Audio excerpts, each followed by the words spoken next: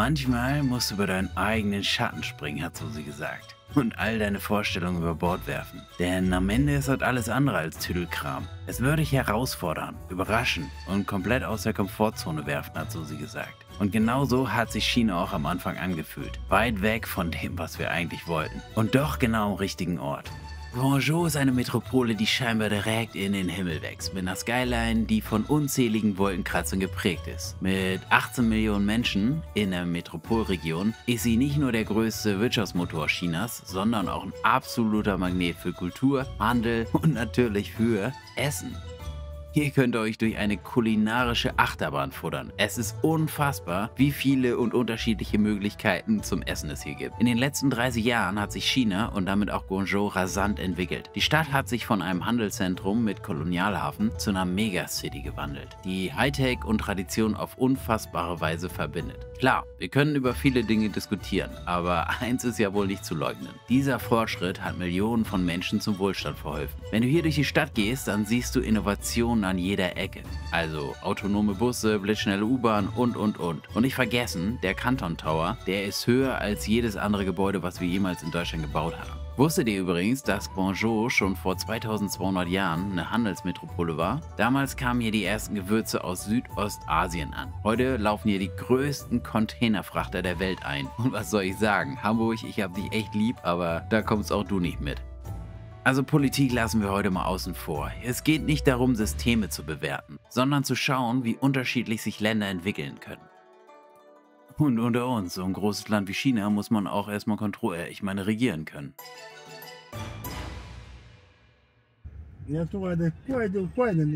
Moin und herzlich willkommen auf unserem YouTube-Kanal Richtung Himmelblau. Wir sind mitten in China unterwegs, im Taxi in Guangzhou zu unserem neuen Hotel. Denn gestern Abend sind wir in einem nicht ganz so schönen Etablissement eingeschlafen und haben uns dann spontan überlegt, beim Bierchen, wir wollen dann doch irgendwie die Unterkunft wechseln. Dafür ist es dann halt auch zu teuer und es gibt gute Alternativen. Wir sind angekommen, Taxifahrer will gar nicht abhauen. Und das Hotel ist jetzt laut Google Maps genau hier. Ja, die Hotels sind hier immer nicht so leicht zu finden, weil die sind einfach in den Gebäuden mit drin und man muss dann halt irgendwie hoffen, dass man den richtigen Eingang findet. Wir haben mal gedacht, das sieht doch irgendwie so ein bisschen nach einem Hoteleingang aus. Sind mal durchgelaufen, ist gar nicht unser Hotel, aber es geht durch diesen Eingang in den anderen Eingang vom Hotel. Das ist auch ganz spannend. Ich laufe da mal einmal mit euch durch. Also hier ist nochmal irgendwie was ganz anderes da vorne. Und hier hinten durch ist dann irgendwann unser Hotel hier. Ja, also Internet ist natürlich absoluter Gamechanger, weil so kannst du auch Google Translate nutzen.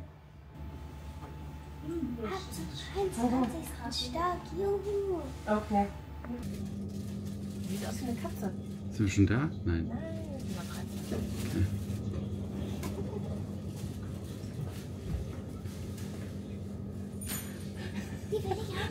Sie hat sich so amüsiert, weil wir waren voll so.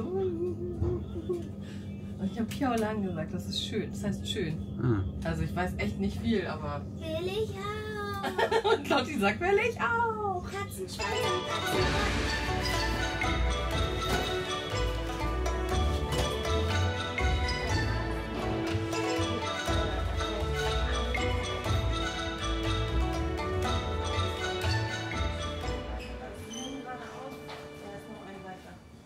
Guck mal, was hier so für lustige kleine Drachenbildchen hier an den Türen sind.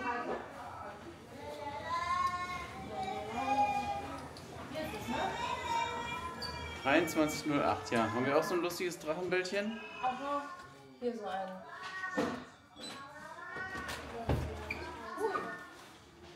Riecht ganz schön nach Essen gerade. Ja. Aber okay, jetzt schon beim Betreten finde ich schon viel geiler. Was auch immer. Wow. Haben wir noch ein Bett? Oder ist da... Nee, hier sind zwei noch. Du kannst nicht. Ach was, guck mal, und dann kannst du hier auch beim Duschen... Genau. Okay, hier ist zwar Aschenbecher, aber es riecht nicht nach Rauch. Es riecht nach Essen so ein bisschen, ne? Und dafür 23. Stock. Okay, Alter, wie viele Betten haben wir denn hier? Ja. Okay, geil. Und einen richtig coolen Ausblick. Oder, Und Lotti? das Fußballfeld da unten. Aha, okay. Oh, so, wer hat Bock gleich draußen rumzulaufen? Ich. Mach die Tasche runter, du siehst Wir haben aus wie alle ein Bock. Esel, du Armer. Ja. Okay. Okay, geil. Oder? Ja, Ist es schön? Viel besser. Viel schöner, viel schöner. Guck mal, hier ist auch ein richtiger Arbeitsplatz. Super. Na, noch shoppen. Nur noch schon. Yay. Sind die weicher oder? Ja, viel. Okay. Also Okay, alles besser geworden. Und es kostet fast das gleiche, ne? Ja. Ja. Okay, das ist ja mal ein himmelweiter Unterschied, Leute. Guckt euch das mal an. Hier, schön Küche, Waschmaschine. Jetzt bin ich mal gespannt, haben wir denn hier was drin zum Kochen? Auf jeden Fall hier schon mal Wasser, Ja. Tee, Okay. einen Föhn oder sowas. Ja, Aber ich glaube, hier ist nur mal ein Kühlschrank. Ja. Ja, aber haben wir hier auch nicht. Also Töpfe und so scheint nicht so gang und gäbe zu sein. Die nehmen sich alles Fertigessen mit Ja, wahrscheinlich. gibt's hier nicht. Also gibt nichts zum selber Aber kochen. es ist, Aber, guckt mal, wie hübsch das aussieht. Viel besser. Da unten die Latschen, Sauber. sauber, riesengroßer Spiegel, sieht auch cool aus. Mhm. Und dann hier Kannst du duschen? die Dusche und hier, guck mal, das sieht auch bedeutend besser aus. Ich meine, gut, da hinten ist auch ein bisschen Schmuddel, aber es sieht viel schöner aus. Ja. Viel besser. Aber wenn du in Ruhe aufs Klo willst, Kannst das zuziehen. musst du ja nicht wieder. Genau, kannst du die beim Kackern zugucken, muss nicht sein, das stimmt. Oder? Ja, kannst du zuziehen. Warum auch nicht? Genau, und ansonsten der Boden viel, viel schöner, es ist viel heller und vor allen Dingen, was halt natürlich fantastisch ist, ist der Ausblick. 23. Etage hier. Und ich glaube, die Lage ist auch nicht so schlecht, weil wir sind hier direkt in einem Einkaufszentrum. Und wie die Damen schon gesagt haben, da unten ist direkt ein Fußballplatz.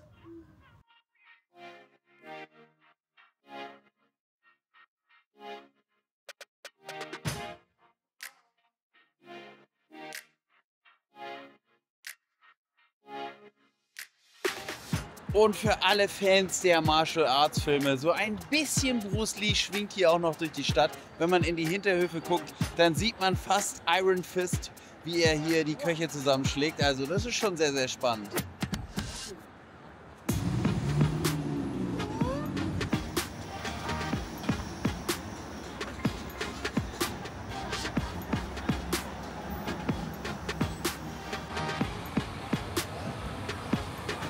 Aber was man hier sagen muss, die Straßen sind sehr, sehr aufgeräumt und sauber. Und hier laufen auch überall immer irgendwelche Leute rum, die hier die ganze Zeit putzen und die Blätter wegfegen. Also das ist schon, glaube ich, ein anderes Niveau, als es gegebenenfalls mal früher irgendwann war. Aber es ist eine Großstadt, die drittgrößte Stadt Chinas. Entsprechend ist hier auch die Geräuschkulisse.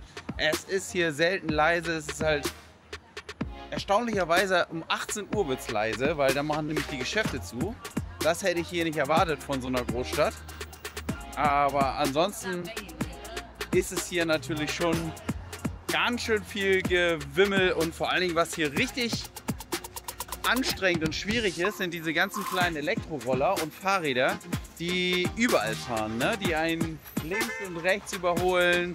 Es ist auch eine andere Lautstärke. Hier wird halt einfach gehupt, wenn man denkt, dass man Vorfahrt hat und ja, so richtig Straßenordnung und was soll ich sagen, ne? Also die laufen hier bei Rot einfach mal mit solchen Wagen über die Straße, ist völlig egal, ne? Und dann diese Elektrodinger, die heizen hier einen auch die ganze Zeit immer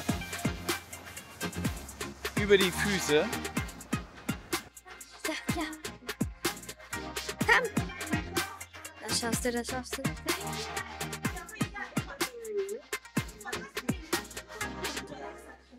Yes! Oh mein Gott.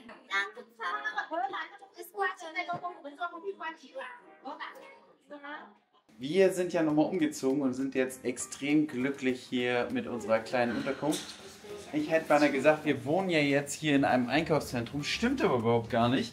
Wir wohnen in der 23. Ja. Ja, in der 23. Etage einer kleinen Fressmeile. Und Wie praktisch. genau, wenn wir hier ein bisschen Hunger und Durst haben, dann brauchen wir nur in die 2. Etage fahren, weil da beginnt dann halt auch das Einkaufszentrum.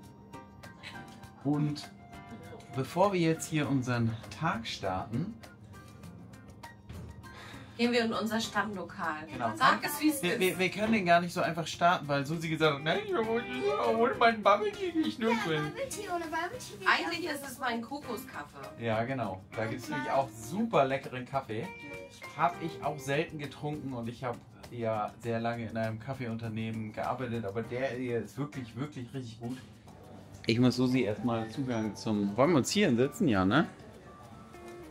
Zugang zum WLAN oder beziehungsweise zum Internet geben, weil ich habe Internet und wir teilen uns das Internet hier. Deswegen muss ich mir mal einen Hotspot hier bauen, damit Susi auch den Übersetzer nehmen kann, weil fairerweise muss man sagen, ohne Internet bist du hier echt ein bisschen aufgeschmissen. Die sprechen kein Englisch und wir natürlich auch kein Chinesisch und entsprechend ist das natürlich sehr, sehr praktisch mit diesem Google Translator und Google funktioniert halt in China nicht.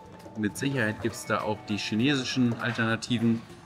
In unserem ersten Hotel hatten die so einen kleinen Sprachübersetzer. Auch das ist wahrscheinlich ganz praktisch, wenn man hierher kommt, der dann sofort halt per Knopfdruck übersetzt. Aber es funktioniert halt auch alles theoretisch mit seinem eigenen Telefon und einem guten VPN, dass man dann auch die Google-Produkte nutzen kann. Genau, wir warten jetzt hier mal kurz auf unseren Bubble Tea und planen den heutigen Tag. Bitte. So, hier ist Lottis Bubble Tea jetzt. Ja. Ich bin mal gespannt, wie das schmeckt mit deinem Voldemort-Kuchen. Und hier ist unser kleiner Kaffee mit Herzchen natürlich. Mit Herzchen. Frühstück beendet und wir machen uns jetzt auf den Weg mit dem Taxi zu einem Tempel. Denn Taxifahren ist hier unfassbar günstig. Ich habe zwar den Damen ans Herz gelegt, ein bisschen zu laufen, aber sie haben halt gesagt, sie wollen ungern so viel laufen, weil sie morgen schon so viel laufen müssen. Deswegen fahren wir jetzt erstmal zu einem kleinen Highlight, einem Tempel, und zwar mit dem Taxi. Susi versucht das jetzt gerade mal mit so einer chinesischen App zu bestellen, Alipay. Also wer hier Alipay nicht hat, der ist auch so ein bisschen aufgeschmissen, weil hier zumindest digital viel mit Alipay läuft. Das Coole ist, in Alipay hast du noch weitere Funktionen. Du kannst nämlich Didi benutzen und das ist so der Taxiservice, so wie Uber. Ist direkt in der App mit drin. Und man sieht auch gleich, zumindest im Stadtgebiet, was es kosten soll. Ich habe jetzt hier 13 Yuan. Das sind... 1,56 €. Irgendwie so, ja. Okay. Ja. Ja gut, also ich probiere das jetzt mal und sage... Nee, 12. 12 sind 1 Du €. sagst genauso, ne? Wir sind jetzt hier vor diesem Sunshine-Dings, das sucht er dir auch raus, der hat deine Location. Funktioniert übrigens nicht, wenn Astril VPN an ist. Das musste ich gerade ausmachen, sonst funktioniert Alipay irgendwie nicht. Ja, mit diesem VPN, da sind wir ja bisher noch nicht so begeistert von. So, Ne? ich bestelle jetzt Das funktioniert bisher nicht so richtig. Audio Recording Data, what? Full Trip Audio Recordings. Ah, okay. Also so viel zum, in China wird man an allen Ecken und Enden gefilmt, sogar im Taxi wird man In-car audio is recorded on the Didi Driver app during trips. In-car video recording disabled by default. You can enable this feature, bla bla bla bla bla. Okay, agree. Wir haben sowieso, seitdem wir am Flughafen uns Free Wi-Fi geholt haben für unsere Passdaten. Genau, Oh, haben sie eh schon alles. Oh, jetzt wird es natürlich spannend, warte mal, jetzt, oh, weil Susi jetzt hier irgendwas tun soll, please, ohne zu wissen was. translate. Ah, warte mal, jetzt, ne? Es wird empfohlen, Videoschutz im Auto einzuschalten, wenn Sie startet das Gerät die Aufzeichnung. Stimmen Sie zu? Ja, na gut. Also, jetzt kann man wieder meckern, wie man will, aber wenn das dafür sorgt, dass du vom Taxifahrer nicht beschissen wirst, sondern dass der dann ordentlich abrechnet, Das hätte ich gerne vom Flughafen gehabt. genau, dann finde ich es schon wieder ganz charmant, weil Also- dann hat es einen absoluten Mehrwert für dich. Ne? Und auch wie in der Karim-App, die wir in Dubai benutzt haben, die hat super funktioniert. hast du hier bei Didi auch eine Ansage, wo ist der Fahrer, wie weit ist der entfernt, 0,8 Kilometer, 3 Minuten. Und er sagt mir auch schon, wer das ist. Weißes Auto. Was ja hier übrigens auch ganz spannend ist, ich kenne diese ganzen Autos gar nicht, ne? Also alle Marken nicht, wenn du hier mal durchguckst, was hier so für Automarken sind. Hier sieht man fast keine Automarke, die man wirklich kennt. Das sind alles irgendwelche Automarken. Ja. Keine Ahnung. Evo Sky. Weiß nicht, aber die sehen auch trotzdem ziemlich geil aus, ne? Schicke Autos und gefühlt 80% Elektroautos hier.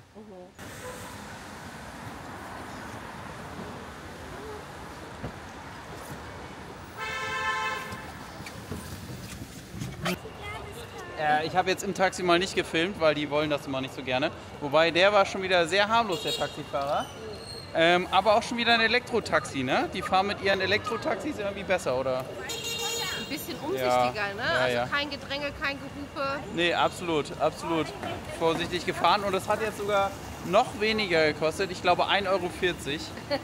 Das ist hier ein Schnäpper. Leute, ich muss noch mal auf Klo, bevor wir jetzt hier Okay. Enjoyment Das könnte natürlich auch wieder spannend werden mit den Klos, weil die haben hier ja leider auch noch die Löcher in den Boden. haben. Wir gucken mal, ob wir Keine richtigen, echten Klos. Was ich aber sagen wollte, wir wollen eigentlich zur Tempelanlage und jetzt wurden wir hier mitten in so einer Einkaufsmeile rausgeworfen. Aber Ja. per Google Maps soll es trotzdem gleich hier vorne sein. Ich fürchte, das sieht auch schon wieder sehr einheimisch hier aus, dass hier die Klos ähnlich aussehen werden. Das ist ja Wahnsinn. So, jetzt habe ich die Damen verloren, weil ich hier einmal kurz abgebogen bin. Na? Wir suchen nur die Toilette, ich schwöre. Ja, ja.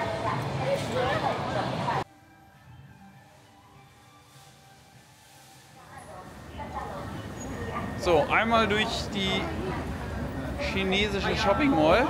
Wir sind jetzt nicht nach oben gefahren, weil wir ehrlich gesagt immer noch ein Klo suchen und die haben hier leider auf diesen öffentlichen Klos immer noch so diese Löcher im Boden. Und das finde ich jetzt auch nicht so geil. Auf der anderen Seite waren aber neuere Gebäude. Das ist ja alles Kleinkram. Das muss irgendwie wie in so eine andere Shopping Mall rein. Das sind alles einzelne Läden. Ich sag dir, wir werden hier keine Toilette finden. Und du meinst so ein Restaurant? Die haben auch nur Löcher im Boden? Die wollen denn, dass du da isst? Ich möchte da ehrlich gesagt nicht fragen. Entschuldigung, darf ich Okay. in die Toilette? Und du hast jetzt, okay, ja, dann wir machen alles, was du sagst. So, ich sag ja gar nichts. Wir laufen dahin, wo du willst. Jeder da ruhig auf die andere Seite. Alles klar.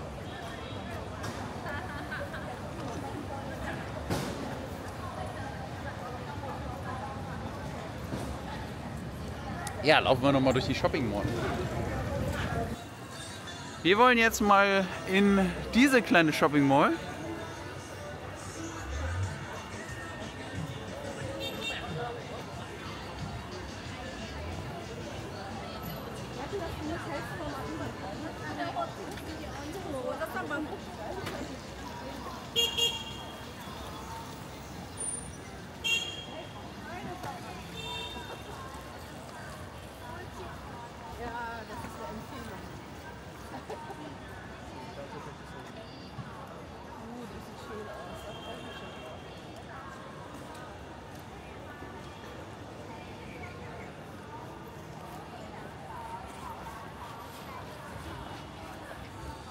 So, jetzt bin ich mal gespannt, wie das hier in dieser Shopping Mall aussieht. Die sieht nämlich sehr, sehr modern und neu aus im Vergleich zu der, wo wir gerade drin waren. Und auch, mir geht echt einer ab, ne? Ich finde es so geil, weil ich ja Innenarchitekt bin und mal ganz andere Konzepte, ganz andere Gestaltungen sehe. Es sieht alles mal komplett anders aus. Neuer, andere Präsentationsformen. Und natürlich auch ganz andere Produkte. Manchmal stehst du 10 Minuten vor so einem Laden und denkst dir, okay, was ist das überhaupt für ein Laden? Hier unten? Oh, keine Ahnung. Hier Müssen ist wir es mal nicht. übersetzen. Hier in der dritten in M vielleicht, ne? Oder hier, guck mal, da. F8, da sind überall welche. Aber da musst du noch ganz oben mit dem Fahrstuhl. Hier. Nee, M, hier sind überall welche.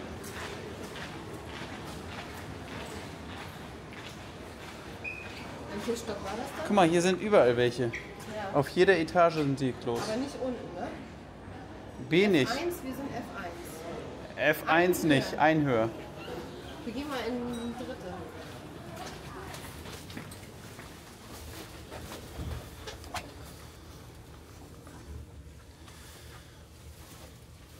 Und meinst du nicht, dass es theoretisch auch so sein kann, dass es auf jeder Etage unterschiedlich ist? Dass mal normale und mal, weißt du, damit jeder... Wo sind wir hier? M? Ja. Ich habe keine Ahnung. Wir werden es rausfinden. Also ich würde so bauen, ne? Weil es gibt genug Leute, die das, glaube ich, mit so Löchern im Boden auch schön Aber finden. die Ausländer sind in der Minderzahl. Warum sollen die das für die Ausländer extra hier machen? Wenn die Einheimischen völlig okay mit der... Okay, aber jetzt kommen wir mal wieder kurz zurück zu unserem Kanal. Kommen wir mal kurz wieder zurück zu unserem Kanal Richtung Himmelblau. Die Chinesen bauen Wohnmobile mit japanischen Toiletten drin und haben hier überall noch Löcher? Das ist doch eigenartig. Okay, Marco, nur um nicht ganz dämlich zu wirken. In anderen Ländern, da läuft's halt mit dem Thema Toilette ein bisschen oldschool. Löcher sind billig, praktisch und hygienischer. Wer will sich schon mit der Toilette direkt anfreunden? Lieber hocken und das Ding nicht mal anschauen. Ja, okay, und die Hockhaltung, die soll ja auch noch gesünder für den Bauch sein. Klar, in den großen Städten, da gibt's mittlerweile mehr und mehr westliche Toiletten. Bequem und ohne Hocken. Aber in alten Gebäuden und auf dem Land, da ist das noch der Klassiker. Traditionen brauchen halt ein bisschen länger, bis sie sich ändern.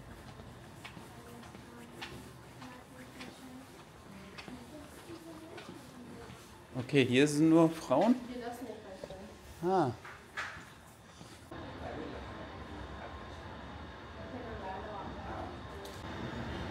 Okay, jetzt muss ich mir aber schon wieder fragen, ist das diskriminierend? Guck mal, die haben hier auf der Etage nur ein Klo für Frauen, die haben hier auf der Etage nur ein Klo für Frauen, die haben hier auf der Etage nur ein Klo für Frauen.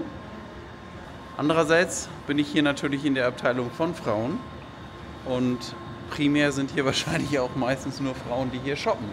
Also 3 Etagen für Frauen, die auch nur Klos für Frauen haben. Naja, gut. Dann akzeptiere ich das mal ausnahmsweise. Das heißt aber natürlich, dass wir vielleicht auch nochmal 1, 2 Etagen hochfahren müssten.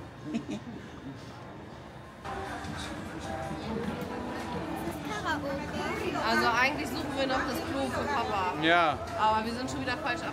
verdammte Hacke. Ich weiß auch nicht, wo kann denn hier ein Klo sein, ey? Da weiß ich auch nicht, aber wo ist denn wohl das Klo hier? Guck mal, wie geil ist das denn? Hier, die haben hier in der Shopping... Guck mal bitte, hier könnt ihr mal reingucken.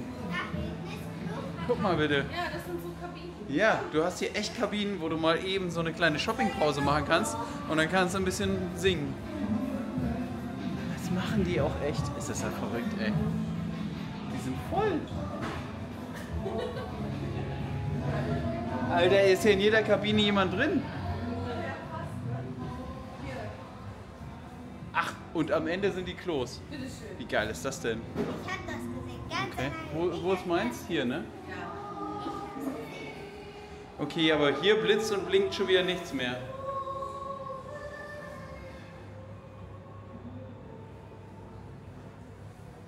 Zum Glück muss ich nur dahin. Ein bisschen Hunger hätte ich jetzt. Ich hatte ja nur meinen Kaffee, ne? Oh, ja, aber hier oben ist noch richtig traditionell. Hier kriegst du dann so Innereien und so ein Krams. Leider könnte das passieren.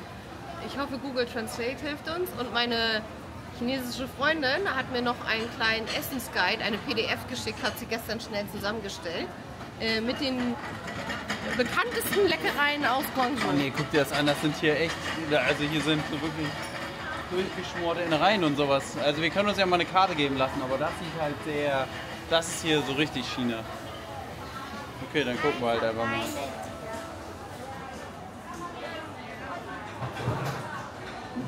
Okay, also das Restaurant ist auf jeden Fall riesige Dimension.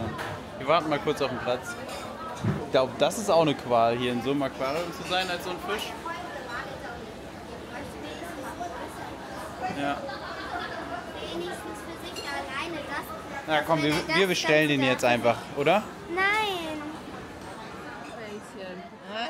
Also nichts davon hat mich jetzt so angesprochen. Was sind es denn? Ah, das war eben so süß. Wir konnten es nicht filmen. Doch. Wir waren gerade dabei, uns hier mit der Karte abzumühen und Google Translate. Und dann kam eine Chinesin rüber, die in Kanada wohnt. Genau. Chris, falls du das siehst. Hi, thank you.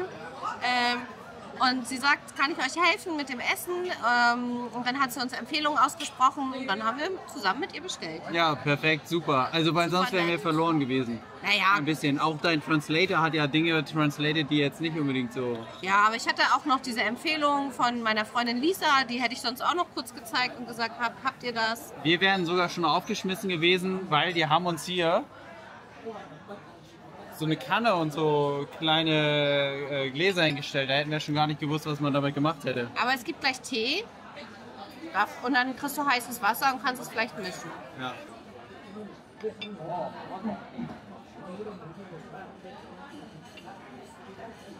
Ey, oder ist das heiße Wasser vielleicht zum Händewaschen? Ich glaube, Mittlerweile hat sich auch die Frage geklärt, wofür wir diese Schüssel hier am Tisch brauchen. Und das heiße Wasser, ne? Also Susi wollte das heiße Wasser zum Tee verdünnen nehmen. nee. Doch, hast du gesagt.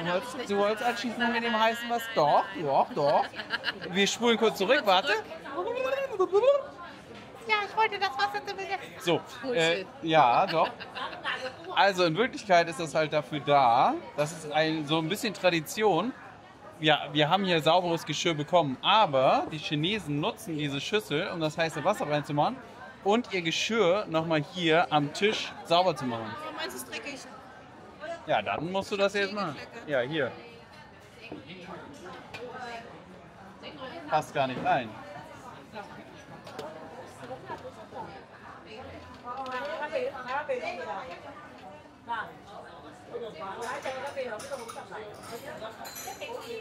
Es sind Innereien, oder? Yep. Ich esse die Fischhaut. Es sind Innereien, oder? Musst du jetzt probieren. Also das da nicht, das sieht...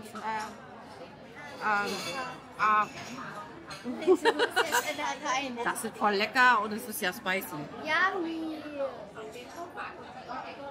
Also Fischhaut und Innereien. Na toll.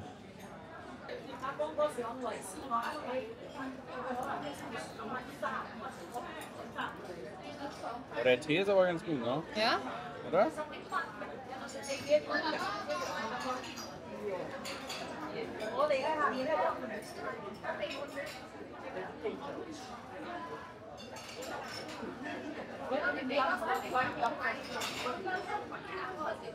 Kalt. Okay, die Konsistenz mag ich gar nicht. Ist das geil. Oh.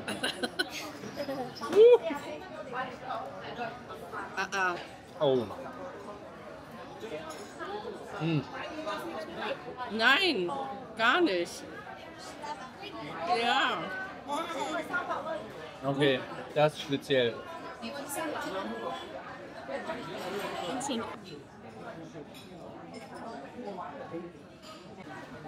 Keine Sorge, Pilze sind genauso schlimm.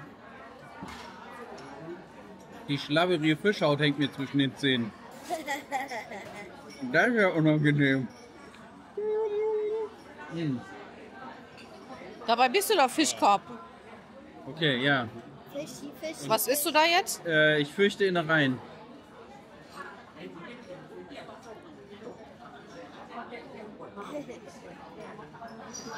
Na, ich glaube, es ist Magen oder so. Hansen? Ja. Ja, es ist Magen. Aber du siehst nicht so happy aus. Nee, ist nicht meins. Oh, nee, ist nicht meins.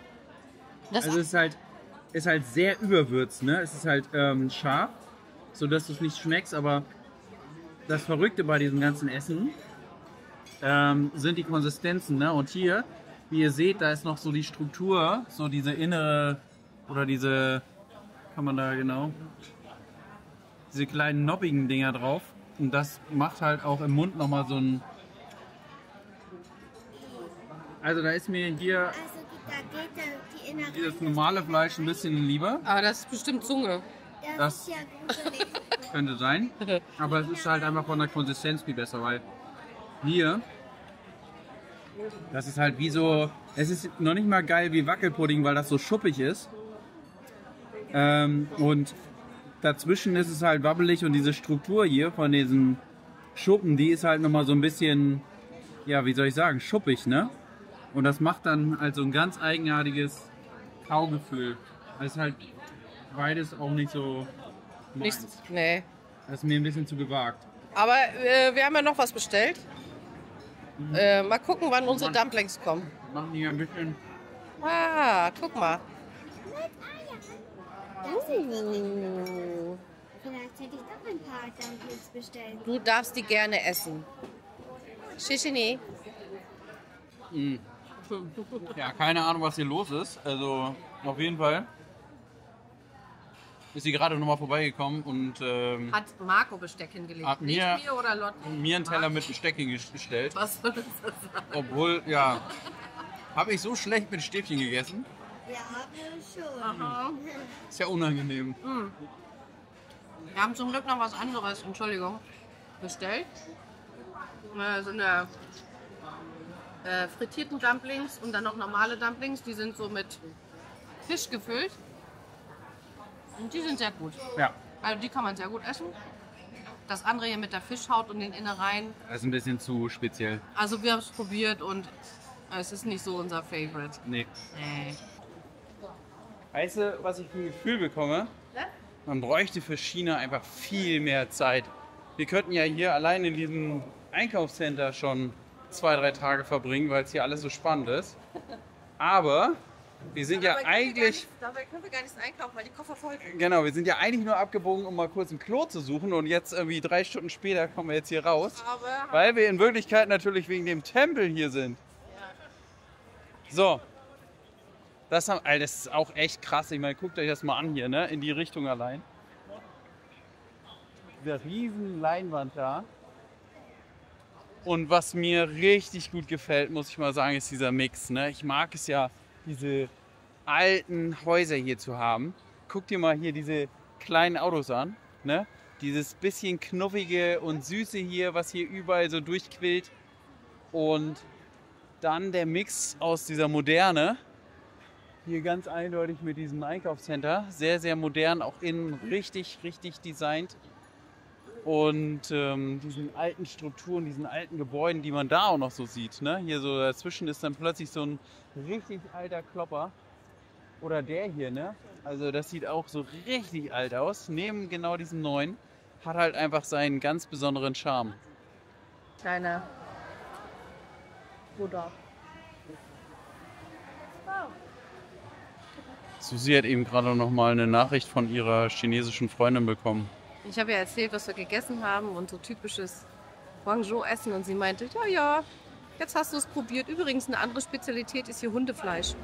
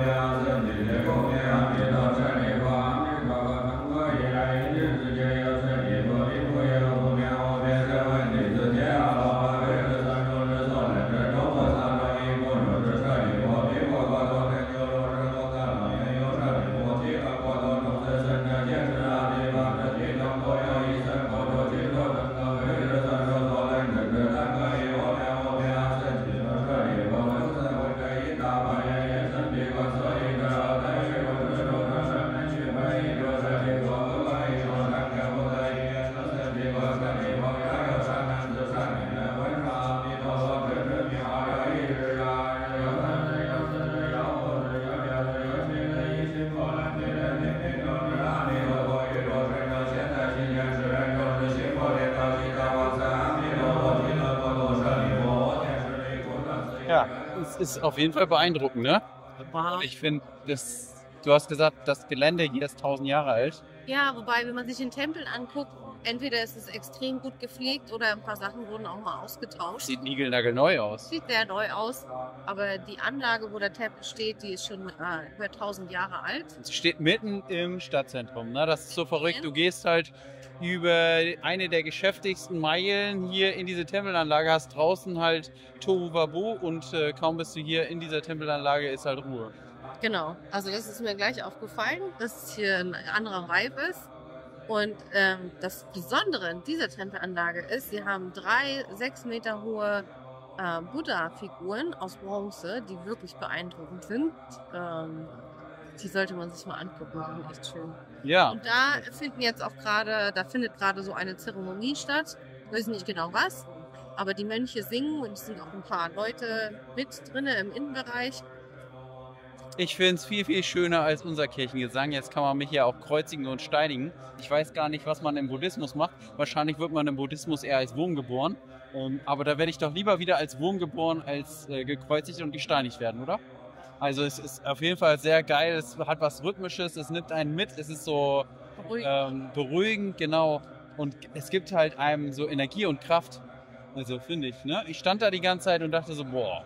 Ey, das strömt so durch meinen Körper, ich will mitwippen. Susi musste mich schon zurückhalten, weil ich die ganze... Ja, ich war halt echt noch schon... Ein Beat runtergelegt. Genau, ich war schon voll drin, so. Ja. Das war schon... Ich glaube, die singen, um sich selber in Trance zu versetzen. Um so eine andere Bewusstseinsebene zu kommen. Kann ich mir gut vorstellen. Ja, sehr spannend da, dem mal so beizusingen. Absolut. Und den Mix finde ich auch schon wieder so geil. Das ist halt so dieser...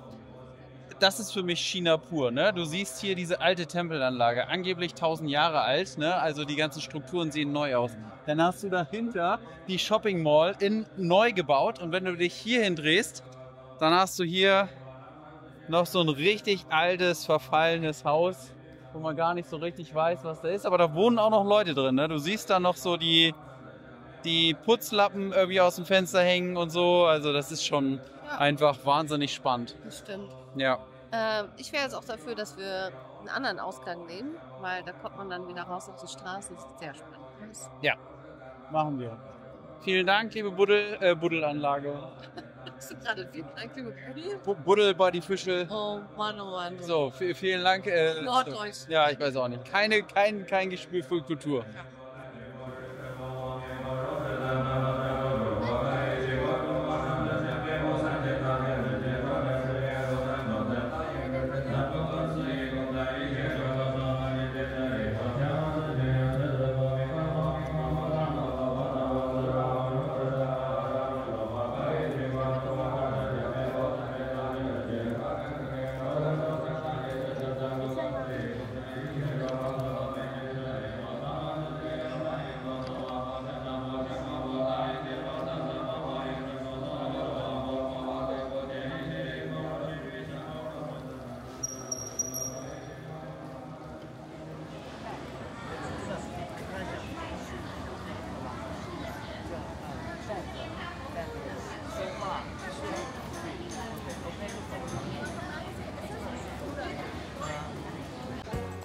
Susi, was kann man alles in China machen?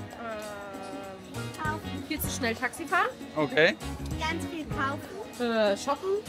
Kaufen. Und da war noch eine Sache, die kann man wirklich überall machen. Essen. Verdammt. China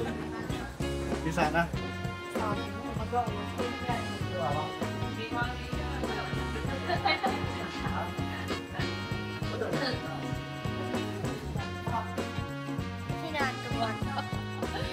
Vergesst die Dubai-Schokolade. Hier gibt es ganz andere verrückte Sachen mit Pistazien. Hier gefüllt mit Pistaziencreme. Kleindonut nur, ne? Was ist das? Ja, nur ein kleines.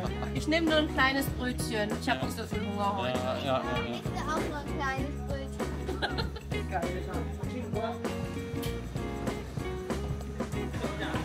Ich fühle mich schon, als wenn ich bei Dior eingekauft hätte. Guck mal, man kriegt sogar so ein hübsches kleines Päckchen dazu.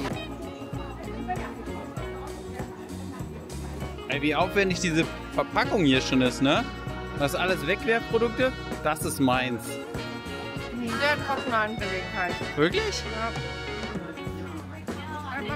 Zeig mal her. Zeig mal her. Was? Oh, was? Zeig her.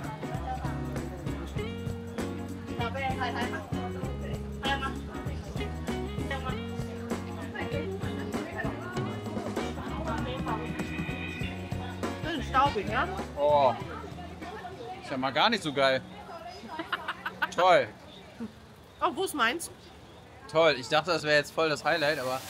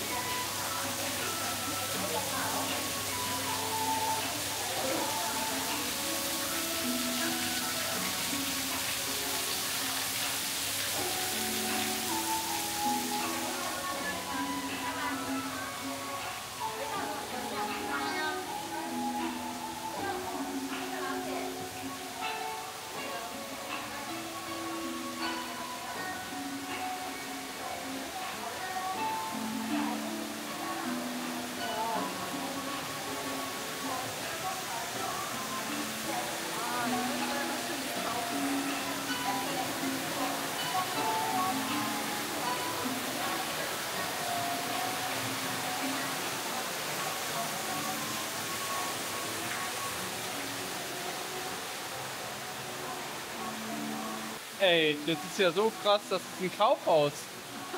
Okay. Die haben hier einfach mal ein paar Wasserfälle und so ins Kaufhaus gebaut. Und die ziehen damit das Publikum. Hier geht es noch weiter hoch. Das ist ja unfassbar. Allein so ein Eingang, der wäre schon längst bei uns verboten. Hammer. Hammer. Ist ja mega geil. Also ich bin echt begeistert. Ne? Das sieht dann aus, als wenn du hier in so einem... Wahnsinn. Hier so ein fetter Monitor unter der Decke, wo das Laub runterfällt. Und dann läufst du hier an diesen Wasserfällen vorbei, über Holzbalken.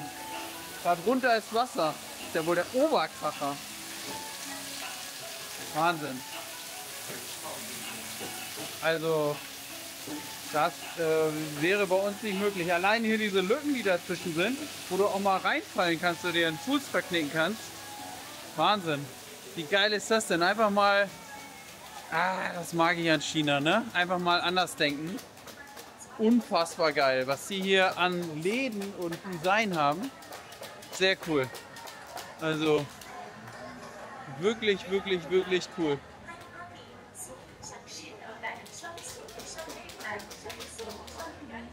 Und dann immer wieder mit diesem Touch niedlich, ne? Dass hier alles so kleine Figuren und Lotti will da natürlich rein.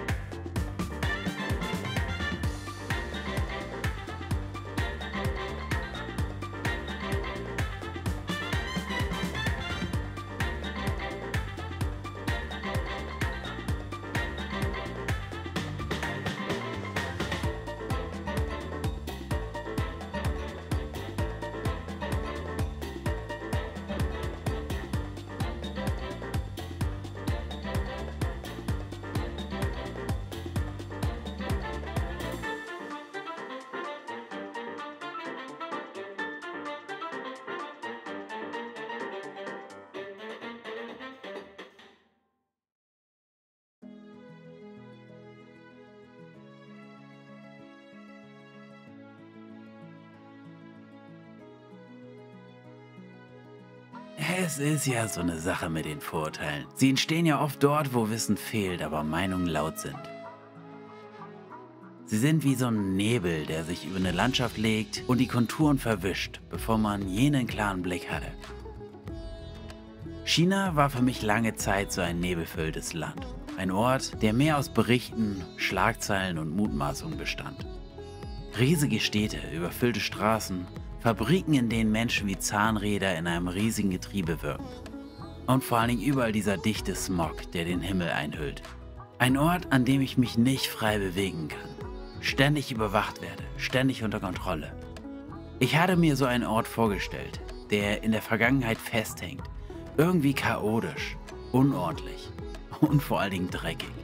Und dann kam ich da an und der Nebel verzieht sich und plötzlich zeigt sich alles völlig anders. China ist keine seelenlose Fabrik. Es ist ein lebendiges, pulsierendes Herz. Jung, hip und modern. Und gleichzeitig mit einer Mischung aus traditionellem Charme, altertümlicher Weisheit und einer fast völlig verspielten Leichtigkeit, die ich so einfach nicht erwartet hätte. Ein Ort, der voller Kontraste steckt und immer wieder eine neue Überraschung bietet. Wir neigen oft dazu, Systeme von außen zu beurteilen und unser eigenes als das Bessere und Richtige anzusehen. Nur weil es uns vertraut ist. Letztendlich zeigt sich aber auch, dass wir so mehr über uns selbst lernen, wenn wir andere Länder und Kulturen betrachten. Denn die Art und Weise, wie wir ein Land bewerten, sagt oft mehr über uns und unsere eigene Überzeugung aus, als über das Land selbst.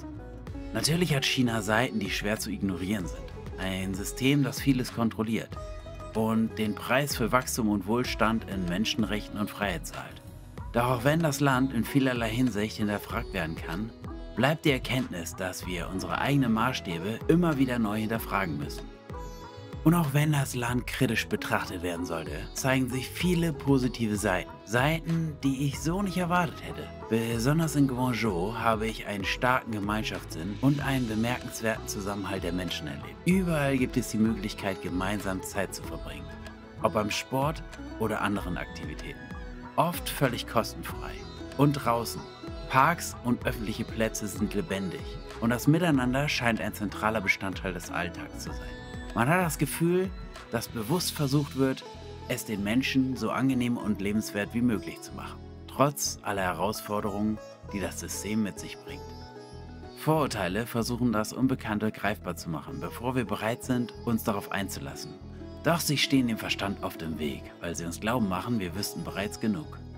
Und der beste Weg, um genau diese Vorteile aus dem Weg zu schaffen, ist nun mal das Reisen.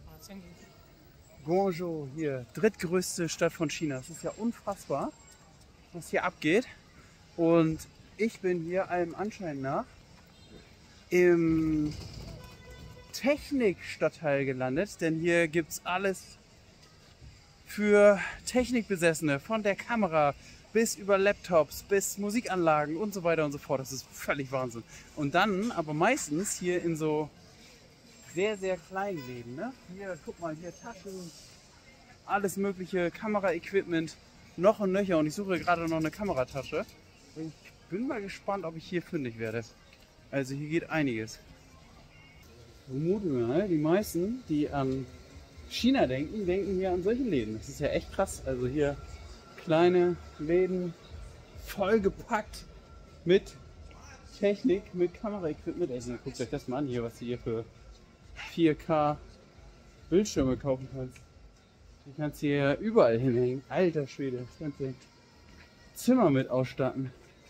Und dann hier alles Kleinteile, Boxen, Racks. Es ist, als wenn man einmal durch Amazon läuft, nur in echt. Ist ja krass, ist ja geil irgendwie. Finde ich schon cool. Also, und es ist alles dabei für diejenigen, die jetzt sagen, ja, es ist alles billig China-Krams. Also hier ist DJI, hier ist Lenovo, hier sind Canon, Sony, alle Marken. Also hier kriegst du halt einfach alles. Hier kriegst du das neueste iPhone. Aber ich habe eben gerade bei der DJI mal geguckt, auch nicht billig so. Ne? Also die DJI Pro 3 Pro kostet hier 1650 Euro. Ist jetzt kein Schnapper. Ich weiß gar nicht, was bei uns kostet. Ein bisschen über 2000, glaube ich. Ne? Aber ja, es ist schon einfach echt krass hier. Ne? So die fetten Leinwände kannst du hier kaufen. Musikzubehör, alles Mögliche. Scheinwerfer, Racks. Rigs meine ich hier so, wo du die Scheinwerfer ranhängen kannst. Musikanlagen, CDs. Hier auch nochmal Boxen, Musikinstrumente. Einfach Wahnsinn. Hier ist alles. Als wenn du bei Amazon einmal durch die ganze Webseite durchläufst, nur zu Fuß.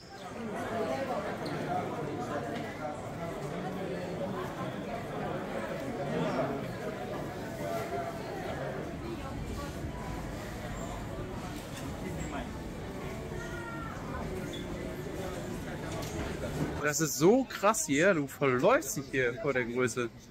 Unfassbar. Riesiges Teil, nur mit Technik und dann so kleine Shops, ne? Also wirklich Hammer. Alles Mögliche.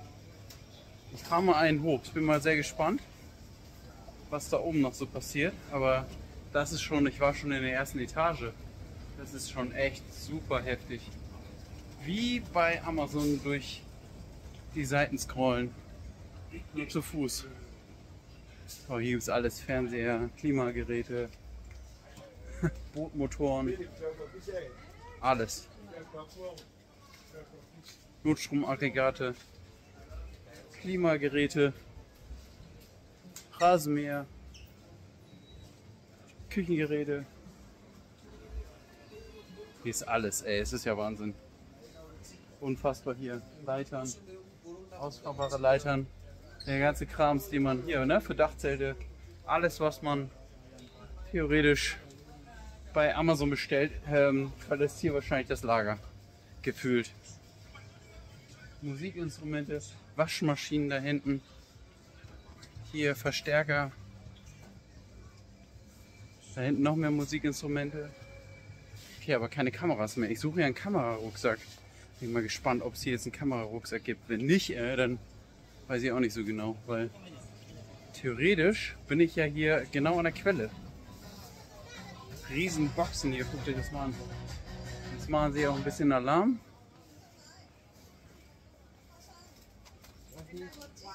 Hier kommen jetzt wieder Kameras, aber es sind leider immer alles so kleine Stände, die halt Kameras haben, aber keine Rucksäcke. Wir hatten uns ja gefragt, wo die ganzen Afrikaner hingeflogen sind, aber genau hier sind sie. Die stehen hier überall rum und kaufen hier höchstwahrscheinlich dann im etwas größeren Stil Telefone. Weil hier gibt es überall Telefone zu kaufen. Und ich sehe gerade gar keinen Preis. 229 ein iPhone. Das ist, glaube ich, billig, oder? Ja. Krass. Okay, aber hier in der Tat bei den Mobiltelefonen sitzen die alle und kaufen sich ein paar Mobiltelefone, so wie es aussieht. Ja, hier liegen die iPhones 16 sogar. Also neueste Modelle, ne? Aber man sieht keinen Preis so richtig. Ich weiß nicht so genau. Ich müsste mal fragen, was es kostet, aber ich will mich hier gar nicht in so ein Verkaufsgespräch einlullen lassen. Ich suche ja meinen Rucksack. Und hier, so wie es aussieht, gibt es eigentlich eher nur Mobiltelefone.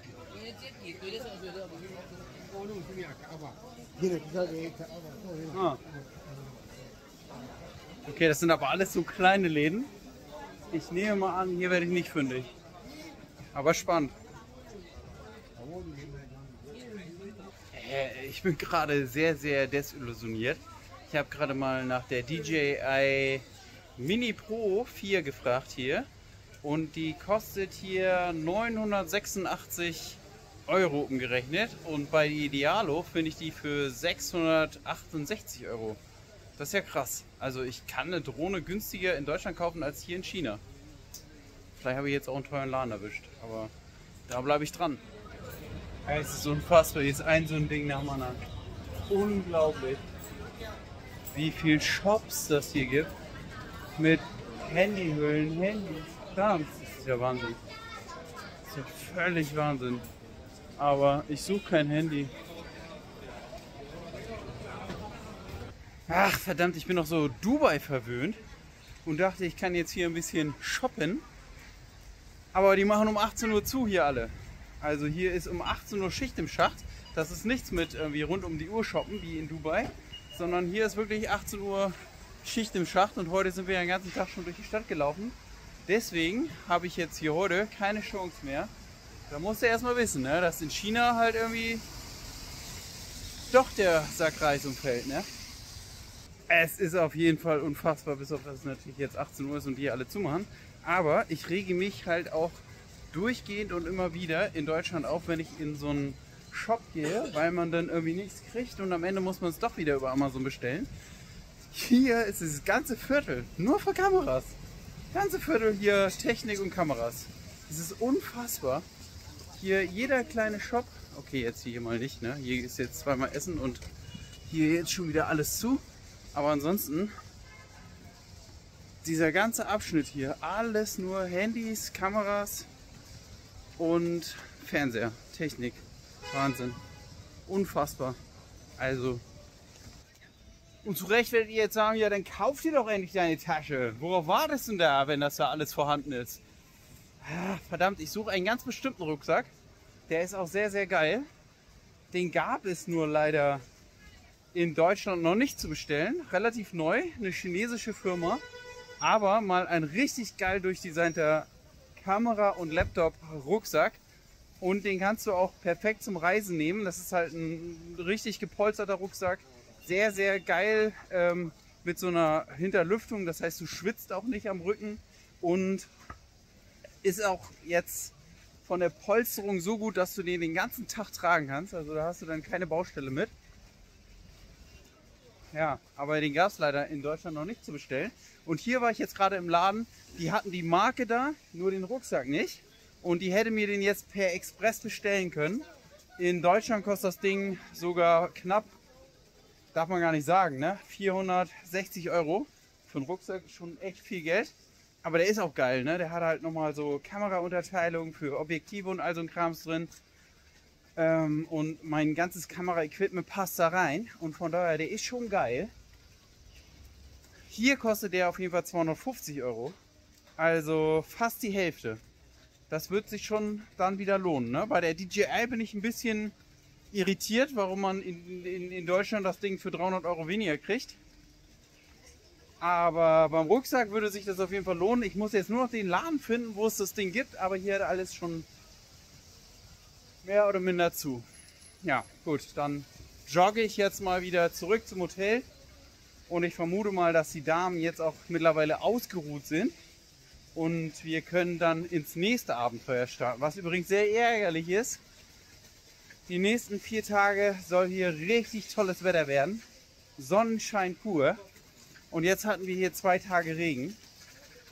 Ja, blöd. Aber wir wollen morgen auf eine Messe gehen. Auf die Caravan-Messe hier. Und dann bei schönstem Wetter. Aber so ist es halt, ne? Muss man halt mitarbeiten. Man kann sich das Wetter nicht aussuchen. Wobei, so finde ich es eigentlich auch gar nicht so schlimm. Und wir hatten jetzt natürlich auch lange keinen Regen mehr. Das ist ja dann auch ganz nett. Übrigens, ne? Ich liebe ja China mittlerweile. Susi ist so ein bisschen... Die hat hier gelebt und da ist es eine Hassliebe. Die finden das nicht so geil, aber für mich ist es halt das erste Mal China. Ich bin so fasziniert und finde es mittlerweile irgendwie so spannend, hier durchzulaufen. Wie viel unterschiedlichste Läden das hier gibt, wie viel unterschiedliches Design, wie viel Fressläden. Ne? Du hast hier ja echt den Eindruck, hier ist ein Restaurant nach dem anderen und alle machen irgendwie was Besonderes und anderes. Das ist nicht so wie bei uns, dass du dann einen Italiener und einen Griechen und daneben einen Dönerladen hast, sondern hier gibt es auch nochmal sehr besondere und spezielle Sachen. Das finde ich ja natürlich, also bis auf, dass ich jetzt hier auch keinen Hund essen wollen würde, aber ansonsten gibt es hier nicht nur Chinesisch, sondern auch hier ist der Einfluss der internationalen Küche stark zu sehen. Oh, hier hat noch ein Laden. Nee, der hat auch nicht auf. Oh mein Gott. Also, ich möchte nicht rassistisch klingen. Ist das rassistisch? Ich weiß gar nicht. Aber ich habe das Gefühl, dass Chinesen nicht kochen können. Sonst kann ich mir das gar nicht vorstellen. Hier gibt es schon wieder ein komplettes Kaufhaus. Hier nur mit Restaurants. Nur Fressmeilen. Also hier kannst du nur schon wieder essen. Das gibt's doch gar nicht, ey. Und bei uns ist ja schon eins und das ist hier 50 Meter um die Ecke. Und hier auch nur Restaurants. Das ist doch Wahnsinn. Alter Schwede. Das kann sich doch gar nicht tragen, das kann ich mir gar nicht vorstellen.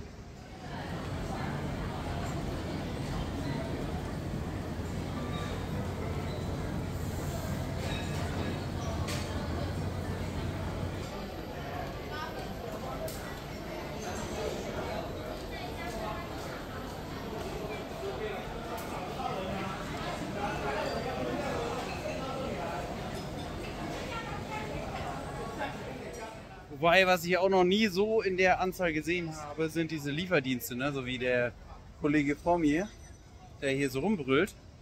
Also selbst wenn hier keine Leute an diesen Plätzen sitzen, dann wird hier extrem viel bestellt. Und das ist nicht so wie bei uns, dass du dann halt einfach auch schon wieder nur Sushi, Pizza und Nudeln theoretisch bestellen kannst, sondern du kannst hier bei jedem Restaurant bestellen und dann fahren die Jungs los und holen dir dein Essen, ne? Das ist schon echt crazy.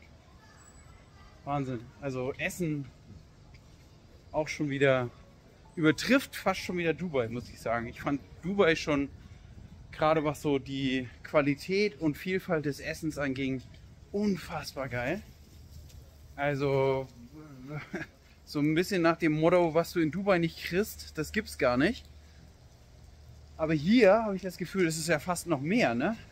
Also natürlich auch sehr, sehr, sehr viel Chinesisch, aber halt auch ganz viel international Krams. Also alles Mögliche mit dabei. Nur mein Lieblingsnachtisch, den habe ich noch nicht gefunden. So, ich jogge jetzt erstmal wieder. Ich bin eigentlich die ganze Zeit, wenn ihr euch fragt, warum ich so leicht schwitzig aussehe, ich jogge hier eigentlich in Wirklichkeit.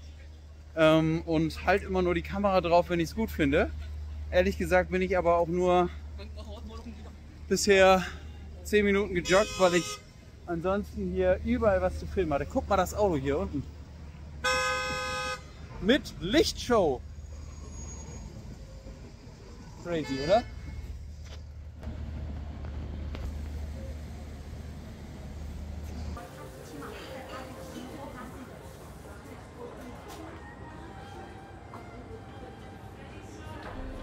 So, heute Abend hat Mama mal gesagt, sie lädt uns mal zu einem ganz besonderen chinesischen Restaurant ein, ne?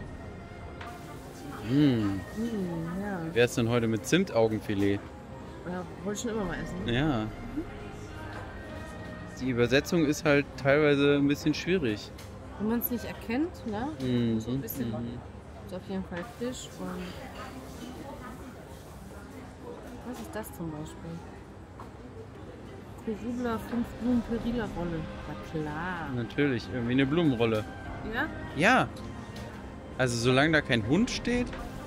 Oder ich meine, vielleicht ist es eine andere. Das ist ein Würstchen. Habe ich schon gesehen. Ah, okay. Würstchen.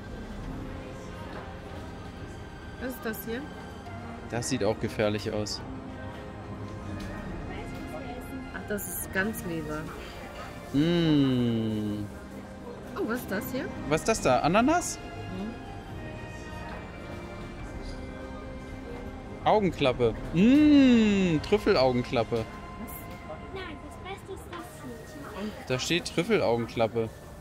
Aber es ist Beef oder das ist schon wieder in Na, die Augenklappe kann ja von irgendwas sein.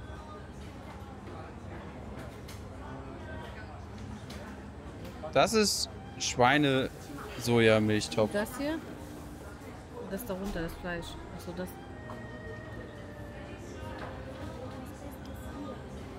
Holzke Rinderfleischwürfel. Rinderfleischwürfel, die können wir nehmen. Das ist. Was, warte mal, was mit der Ananas? Was ist das? Ananas? Yes! Bitte, eine Ananas, einfach nur eine karamellisierte Ananas. Was ist das hier? Das ist nichts Gefährliches, das ist keine Innereien oder so. Ja. Das ist lebender Aal wieder.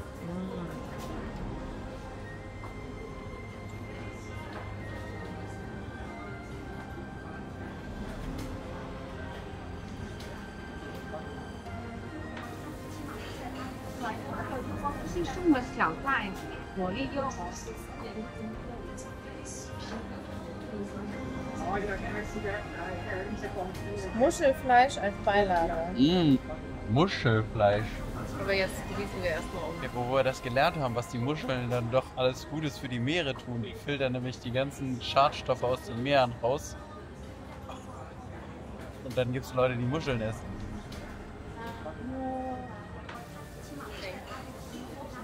Kampai. Japan. Da wollen wir ja nicht hin, oder? Nee, China, vielleicht drin. Kennst du diese Dämmrolle? Was ist das da oben drauf?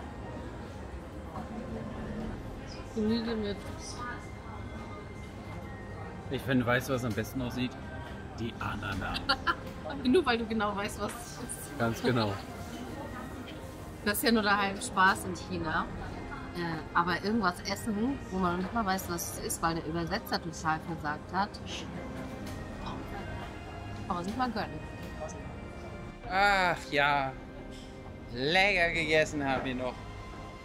Das war Das war sehr lecker. lecker, ne? War sehr lecker. War sehr gut. Jetzt noch ein kleinen Bubble Tea und Mama ist zufrieden. Oh Mann, was? Bitte wie?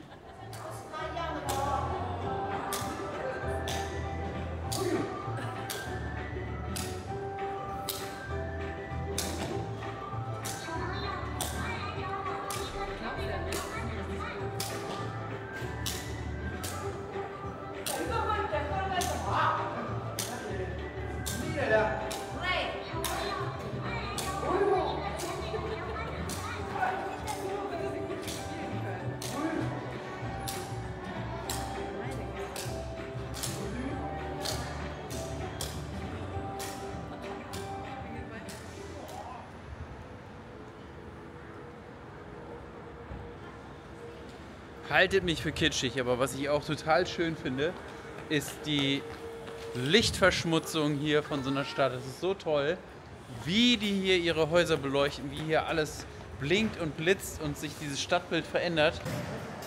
Ich habe das Gefühl, die Damen wollen mich verarschen. Ich habe zu denen gesagt, komm, lass uns noch mal ein paar Meter laufen.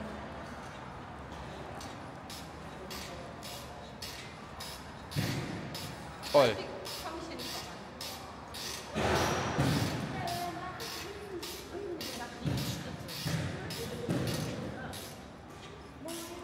Ich überlege mir schon, mit ihm lieber Federball zu spielen.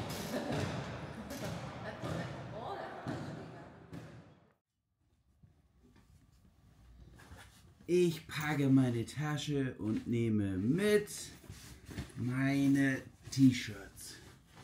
Ich packe meine Tasche und nehme mit meine T-Shirts und meine Socken. Ich packe meine Tasche und nehme mit meine T-Shirts, meine Socken und mein Kopfkissen.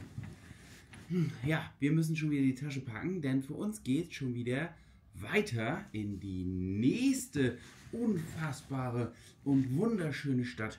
Jetzt sind wir ja mittlerweile hier in China und ich dachte mir, ich kann mir hier günstig eine andere Reisetasche kaufen, aber bisher haben wir es noch nicht geschafft. Deswegen reise ich hier immer noch mit meiner uralten Tasche. Die habe ich ursprünglich mal für, ja, so eine kleine Sportreise gekauft, weil da ganz gut das ganze Sportequipment mit reingepasst hat. Aber die ist oll und alt, ne? Die kannst du so ein bisschen als Rucksack tragen. Aber ich brauche eigentlich eine andere Tasche. Und da drin, da habe ich mir jetzt hier überall so kleine, nochmal Kompressionstaschen geholt, damit ich wenigstens ein bisschen Struktur hier in meiner Tasche habe und Sachen wiederfinde. Und was ich bei diesen Taschen auch immer ein bisschen blöd finde, ist ja, wenn man sich diese Taschen bestellt, sind die immer einheitlich von der Farbe. Und deswegen habe ich mir jetzt hier einfach die Dinger einzeln bestellt. Und jetzt habe ich hier halt Unterwäsche, T-Shirts, Pullis. So, wir müssen jetzt los. Taxi Genau, wartet. alles klar. Macht's gut, Leute. Bis wir in der nächsten Stadt sind, ne? Ah, verdammt. Ich brauche einen anderen Rucksack oder eine andere Reisetasche. So eine mit Rollen wäre schön.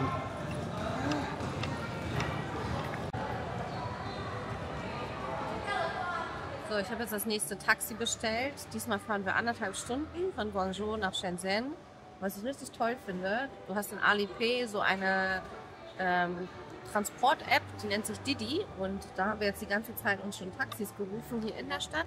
Aber ich kann auch tatsächlich eine längere Tour damit machen. Und man muss ein bisschen die Preise vergleichen, weil theoretisch hätten wir auch einen Zug nehmen können, aber 3 Tickets oder eine Taxifahrt ist ungefähr der gleiche Preis. Und was ich toll finde, ist, man kann hier mit dem Fahrer auch schon mal schreiben, zum Beispiel, ich brauche noch 5 Minuten und die Textblöcke sind hier vorgefertigt. Und dann kann ich das in den Text, in den Messenger reinschmeißen. Oder ich habe einmal ein Bild gemacht, weil der Taxifahrer geschrieben hat, stehst du wirklich da, wo ich dich abholen soll? Dann habe ich mich umgedreht, ein Foto gemacht und gesagt, ich stehe genau hier, hol mich bitte hier ab. Ist ja grundsätzlich alles hier extrem smart, ne, mit dem Telefon, Jetzt weil du hast... In 0,6 Kilometer, in 3 Minuten werden wir abgeholt. Ja, das ist schon sehr geil, genau. Du kannst ihn tracken, also du siehst das, aber was halt genial ist, du kannst ja nochmal ein Stück zurückgehen, dass du halt eine App hast. Also du hast halt, wenn du hier aus dem Taxi aussteigst, dann zahlst du auch gleich automatisch und so. Du musst halt dich um nichts großartig kümmern. Das ist alles so smart. Du drückst hier halt 2 Knöpfe. Es ist alles vorgeplant. Also, und in Wirklichkeit ist das diese Alipay-App und hier ist Didi, ne, genau. für Taxis. Und du kannst da auch Flugreisen, Hotels, alles mit buchen, ne? Ich habe Marco hier eine eSIM gekauft, weil diese Alrailo-App, ehrlich gesagt, die Verbindung Also Internet, ne? Mobiles Internet.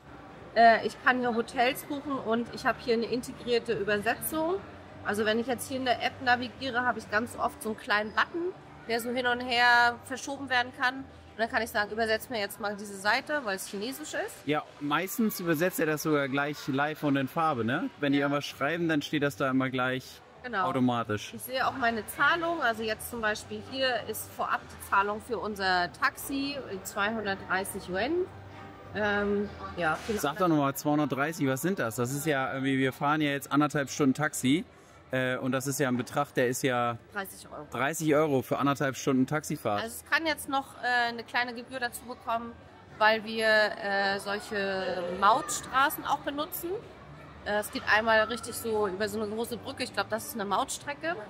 Und das heißt, am Ende wird der Betrag noch etwas angepasst. Mal gucken, wo wir dann landen. Aber viel teurer wird es eigentlich nicht. Ja, fantastisch. Also wirklich sehr smart hier. Das ist schon bequem. Ja.